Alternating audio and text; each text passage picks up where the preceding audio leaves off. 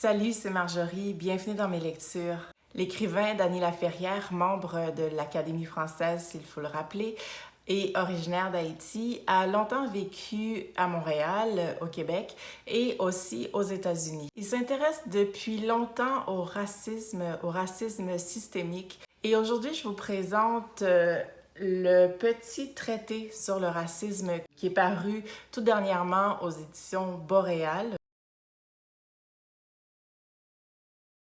Comme je le disais, Dany s'intéresse beaucoup à la question du racisme et il a énormément lu d'auteurs et d'autrices qui se sont penchés en profondeur sur le phénomène.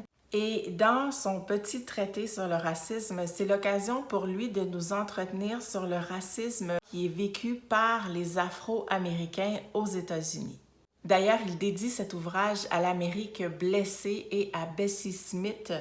Et je vous en lis un court extrait que l'on retrouve à la page 10. Restons alors sur le sujet et n'ayons pas peur des mots. C'est ici une affaire de blanc et de noir où le blanc concentre entre ses mains tous les pouvoirs. On doit encore comprendre que le mot noir ne renferme pas tous les noirs, de même que le mot blanc ne contient pas tous les blancs. Ce n'est qu'avec les nuances qu'on peut avancer sur un terrain si miné. Alors, dans ce livre, Dany nous expose sa pensée sous la forme de tout petits chapitres qui peuvent aller de 1 à 3 pages et c'est donc une mosaïque d'anecdotes, de faits historiques, de réflexions, de pensées, de souvenirs qu'il nous présente autour de la question du racisme envers les Noirs américains. Pour ce faire, Dany passe par les pensées et les écrits d'auteurs et de leaders noirs américains qui ont eux-mêmes dénoncé le racisme et qui l'ont combattu. Et ça passe notamment par James Baldwin, Martin Luther King Jr., Malcolm X, Toni Morrison, Maya Angelou, Frederick Douglass, Richard Wright, Chester Himes, Alex Haley, Angela Davis et j'en passe. Mais il y a aussi question d'écrivains haïtiens comme Anténor Firmin, Jacques-Stéphane Alexis, Stanley Péan, qui j'oublie, Jacques Roumain, évidemment. Il y a quelque chose d'éminemment culturel dans ce petit traité-là parce que Dany va énormément faire référence aussi à des artistes noirs américains qui se sont posés comme des fiers,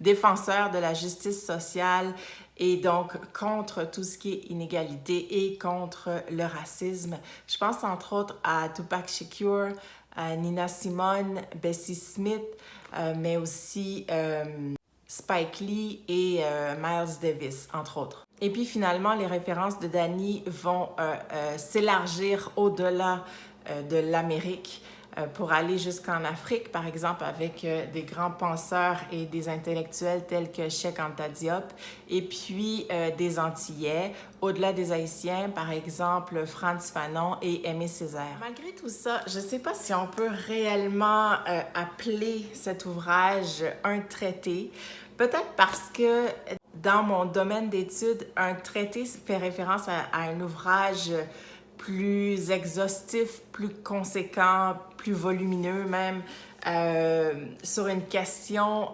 Et pour moi, un traité, c'est quelque chose qu'on peut utiliser au niveau des études supérieures, des études d'université supérieures. Mais en même temps, je me dis, ben, c'est peut-être pour ça qu'on l'a appelé Petit traité sur le racisme. Et dans le post Instagram que j'en avais fait initialement au tout début de ma lecture, je disais que c'était probablement une bonne mise en bouche sur la question du racisme anti-noir aux États-Unis. Mais je vous dirais qu'après avoir lu le livre, je considère que c'est beaucoup plus qu'une mise en bouche. C'est vraiment un plat principal dans la mesure où Dany va très loin dans sa réflexion. Ça reste une réflexion et d'ailleurs, ça nous est présentés, les propos nous sont présentés au jeu par Danny lui-même, mais je pense que ça permet d'engager la discussion, d'engager la réflexion. Et comme je disais, il y a tellement de références. Donc, je pense que ça permet d'aller plus loin dans la réflexion et quelqu'un qui a faim et soif d'en apprendre et de se documenter sur la question va trouver dans ce petit traité de quoi se satisfaire et aussi de quoi nourrir sa curiosité pour aller chercher plus loin.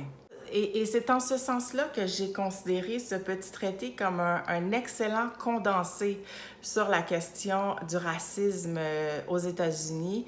Et tout ça, bien que ce soit un sujet très lourd, dans ce cas-ci, c'est fait vraiment, je veux dire, à la sauce Dany Laferrière, c'est-à-dire tel qu'on le connaît dans son écriture, donc avec un sourire au coin des lèvres, des clins d'œil et avec une légèreté qu'on lui connaît, autant dans son écriture, des courtes phrases et tout, mais aussi dans le contenu, dans ses propos. Il y a un autre aspect que j'ai énormément aimé pendant ma lecture. Moi qui ai lu pas mal de livres de Dany Laferrière, je considère que cet ouvrage est probablement, à mon sens, le plus intime qui a été écrit par Dany. Pourquoi je dis ça? Entre autres, ben justement, avec les anecdotes ne concernent pas toutes que Dany, sa personne. Il y en a certaines aussi qui sont sur son épouse, Maggie, dont on entend très, très peu parler en général. Il est aussi question à un certain moment des filles de Dany Laferrière. On sait qu'il en a 3. Donc, en bref, il y a un volet que j'ai trouvé très intime dans l'ouvrage. Puis, à mon avis, c'est le genre de livre qu'on veut acheter plutôt que de l'emprunter ou que de le louer à la bibliothèque parce qu'on va vouloir le lire, le relire, l'annoter, surligner, se mettre des post-it à titre de référence. Et puis, c'est un livre qui parle de livres, alors moi, j'adore. Alors, c'est tout pour ma présentation du petit traité sur le racisme de Dany Laferrière. Et puis, si vous voulez avoir d'autres références, d'autres livres qui abordent, à mon sens, de manière très claire et très pédagogique aussi, la question du racisme systémique, j'en avais fait une vidéo complète, un 30 minutes dédié à ces ouvrages. Donc, je vous mets la vidéo en barre d'infos. Et puis, il ne me reste plus qu'à vous dire à bientôt dans une prochaine vidéo. Ciao! Baby got books and I cannot lie.